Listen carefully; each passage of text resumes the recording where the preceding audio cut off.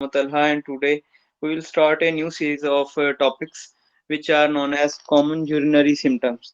आज से हम हर वेबिनार में एक सिम्टम डिस्कस किया करेंगे यूरिनरी सिस्टम से रिलेटेड जो कॉमनली पेशेंट प्रेजेंट करता है आके हमें क्लिनिक के ऊपर। तो हम उसकी देखेंगे कि वो सिम्टम क्यों आती है पेशेंट को। इसके अलावा उसके डिफरेंशियल्स देखेंगे कि किस किस बीमारी में अदर वो वाली सिम्टम आ सकती है और किस लैब रिपोर्ट में कौन सी लैब रिपोर्ट करवाई जाए और उसमें उसका डिफरेंशियल क्राइटेरिया क्या होगा। ठीक है, तो स्टार्ट करते हैं। इसमें एक लिस्ट है जो इन सिम्टम्स में आएंगी, कॉमन यूरिनरी सिम्टम्स जिनको हम कहते हैं। इसमें पोलीयूरिया सबसे फहरिस्त है, पहली जो आज हम डिस्कस करेंगे। इसके अलावा प्रोटीन यूरिया और हिमचूरिया। नाम से जाहिर है, पोली मीन्स ज्यादा, यूरिया मीन्स यूरिन आना, यानी कि ज्यादा यूरिन आना। और प्रोटीन यूरिया नाम से जाहिर है कि यूरिन के अंदर प्रोटीन्स आएंगी पेशेंट के। और लास्टली हिमाचूरिया, हिमा से है तो हिमा मतलब ब्लड और यूरिया मीन्स यूरिन, तो यूरिन के अंदर ब्लड आना। तो फर्स्ट ऑफ ऑल स्टार्ट करते हैं हम पोलीयूरिया। पोलीयूरिया के नाम से जाहिर है कि ज्यादा पेशाब आएगा पेशेंट को, यूरिन ज्यादा आएगा और परसिस्टेंट होगा और इंक्रीज इन यूरिन वॉल्यूम होगा। ठीक है, नॉर्मली जो यूरिन वॉल्यूम है फिर वो हमें पता होना चाहिए, जब भी तो हम इसको डिफरेंशिएट कर सकेंगे कि अब पोलीयूरिया हो रहा है पेशेंट को। तो नॉर्मल जो आउटपुट है यूरिन की वो ऑलमोस्ट 3 लीटर्स अ डे है, 3 लीटर्स पर डे है। ठीक है, इससे जैसे ही एक्सीड करेगी तो उसको हम कहेंगे कि पेशेंट पोलीयूरिया में है। ठीक है, अब इसमें दो चीजें आती हैं कि हम देखेंगे पोलीयूरिया क्या एक्सेसिव वाटर इनटेक की वजह से है या सोल्यूट की एक्सक्रीशन की वजह से है। किसी भी वजह से ग्लोमेरुलर मेम्ब्रेन भी डैमेज हो सकती है, या वैसे जैसे शुगर इंक्रीज कर जाए तो ब्लड शुगर, तो फिर उसकी एक्सक्रीशन के साथ भी जो है यूरिन आउटपुट ज्यादा हो सकता है, भी है उसके अंदर भी होता है।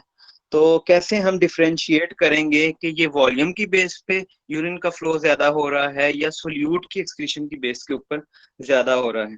तो इसका दो तरह का होगी, मतलब एक्सक्रीशन, एक फ्री वाटर एक्सक्रीशन होगी और एक एक्सेसिव सोल्यूट एक्सक्रीशन की वजह से यूरिन आउटपुट का बढ़ना होगी।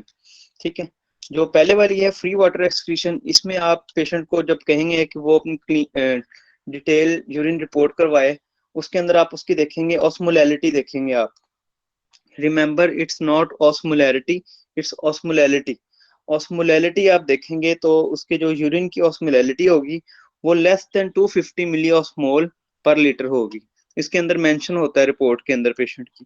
तो अगर पेशेंट की यूरिन रिपोर्ट के अंदर 250 मिली ऑस्मोल पर लीटर से कम ऑस्मोलैलिटी आए तो इट मीन्स के वो प्योरली वाटर एक्सक्रीशन की बेस पे है, इसमें कोई भी सोल्यूट का जो है वो दारोमदार नहीं है या उसकी कंट्रीब्यूशन नहीं है। तो हम उसकी बेस के फिर ऊपर फिर बीमारियां भी ऐसी ही सोचेंगे कि इस पेशेंट को ऐसी बीमारियां होंगी जो प्योरली फ्लूइड एक्सक्रीशन की बेस पे होंगी। ठीक है, जैसे कि पोलीडिप्सिया होगी, इसके अलावा डायबिटीज इंस्पाइडस वगैरह। ठीक है, इस तरह की कंडीशंस को हम सोचेंगे। अब आते हैं दूसरी तरफ के यूरिन सोल्यूट की एक्सक्रीशन अब ज्यादा हो रही है पेशेंट में, तो उसको कैसे रूल आउट करेंगे। उसी तरह आप पेशेंट को लिखेंगे कंप्लीट यूरिन डिटेल या यूरिन रिपोर्ट आप उसको लिखेंगे, तो जिसको यूरिन कंप्लीट एग्जामिनेशन भी कहते हैं। देखेंगे तो इस दफा उसमें ऑस्मोलैलिटी जो सी है वो 300 मिली ऑस्मोल पर लीटर से ज्यादा होगी।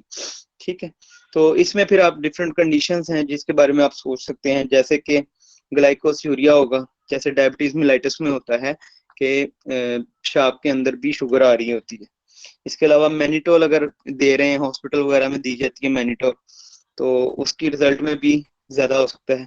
इसके अलावा अगर पेशेंट ने हाई प्रोटीन डाइट खाई है उसकी वजह से भी उसकी अल्टीमेटली मेटाबॉलिज्म के रिजल्ट में यूरिया बनेगा, और यूरिया जब एक्सक्रीट आउट होगा तो उसके साथ ही फ्लूइड भी ज्यादा आउट होगा। ठीक है, इसके अलावा अगर एक्सेसिव सोडियम लॉस हो रहा है या एक्सेसिव पोटाशियम का लॉस हो रहा है बॉडी से, तो उसके अंदर भी साथ साथ फ्लूइड का लॉस ज्यादा होगा और यूरिया होगा। अब इसके साथ ही एक मिलती जुलती टर्म होती है, उसको कहते हैं इंक्रीज फ्रीक्वेंसी ऑफ मिक्चुरेशन। यानी कि बार बार पेशाब आना। एक है पेशाब ज्यादा आना, एक ये सिम्टम है, और एक है पेशाब बार बार आना, फ्रीक्वेंसी ज्यादा आना, मतलब गए हैं, पेशेंट गया है और थोड़ी देर बाद मतलब वापस आया ही है, तो फिर उसको दोबारा अर्ज हुई है और दोबारा से यूरिनेशन की अर्ज हुई उसको। इसको कैसे डिफरेंशिएट करें?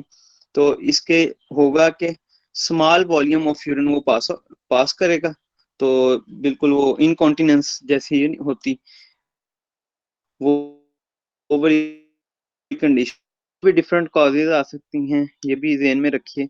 जैसे रीनल कॉजेज में आए तो पाइलोनेफ्राइटिस होता है, इन्फेक्शन होगा मतलब नेफ्रॉन्स का। इसके अलावा स्टोन्स अगर पेशेंट को हों तो उसको भी ये वाला इशू होता है। इसके अलावा ब्लैडर की इन्फ्लेमेशन वगैरह हो सकती है, ब्लैडर में स्टोन हो सकते हैं। प्रोस्टेट का इशू हो अगर किसी को, प्रोस्टेटाइटिस जो बीपीएच वगैरह का, तो उसके अंदर भी ये इशू होता है। इसके अलावा